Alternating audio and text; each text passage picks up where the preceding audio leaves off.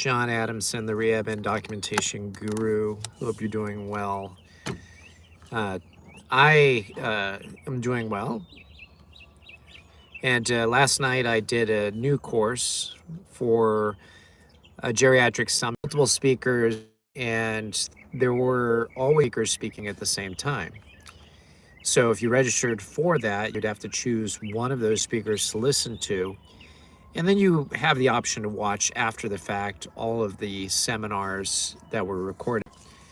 So my seminar on the ethics of good documentation was attended by 2 people.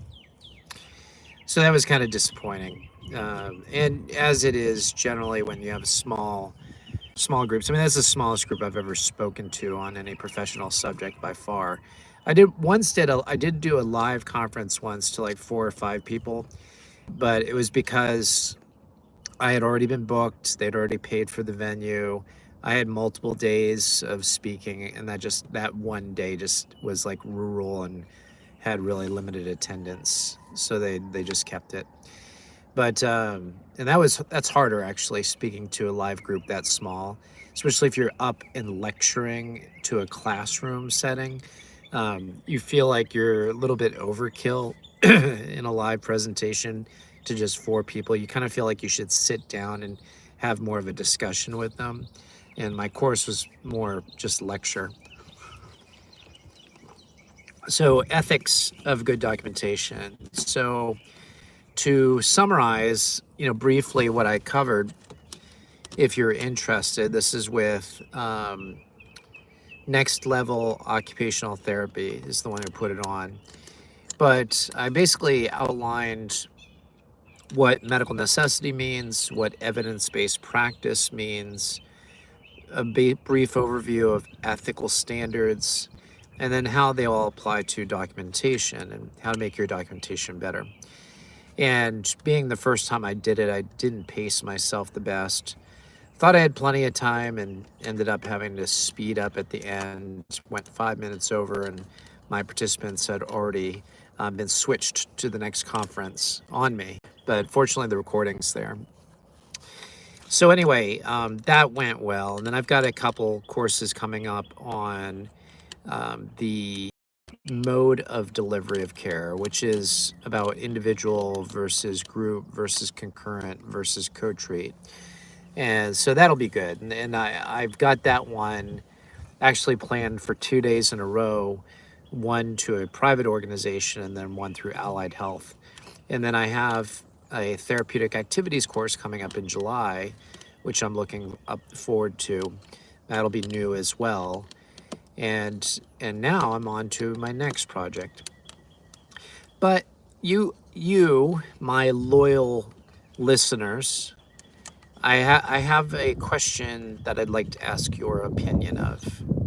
So for a while now, I've been very concerned about mandated speech patterns in healthcare. And I'm going to be careful about how I word this because I know YouTube will remove my video very quickly if they feel I've violated their community standards. But there are individuals who live alternative lifestyles that not everybody agrees with. And in a recent review of an ethics course that I did, where I was an editor of the course that was done by somebody else, I had posed a scenario. Well, they proposed a scenario, ethics related, that a therapist was mistreating, according to current practice standards in ethics, a patient based on their preferences, their lifestyle preferences. And first of all, it was such a typical blatant ripoff of a scenario. I made a comment related to that there's other alternatives to the actions that you have suggested in your scenario. And I brought up Title VII of what is it? Title VII, it'll come back to me.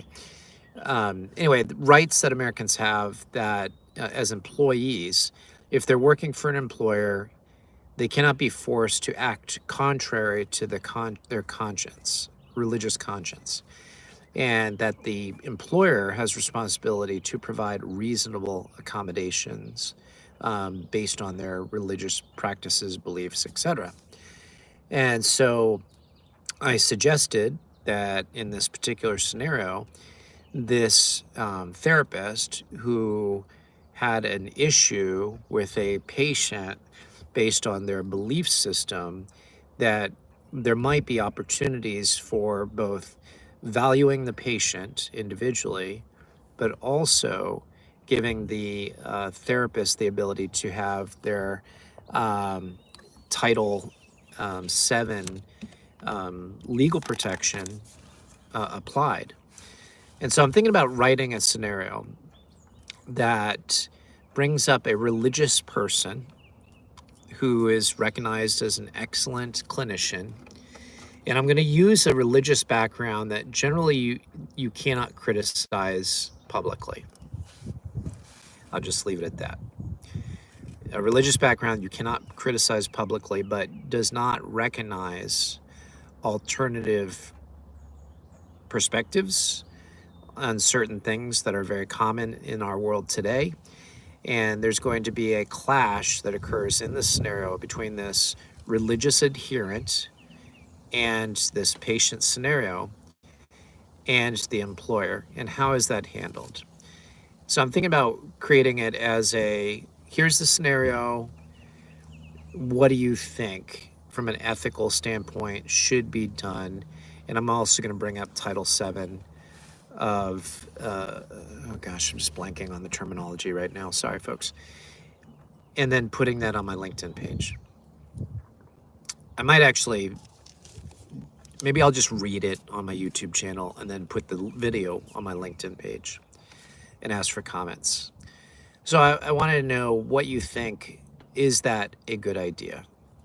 Do you think that I would be committing like possibly career suicide if I were to do such a thing?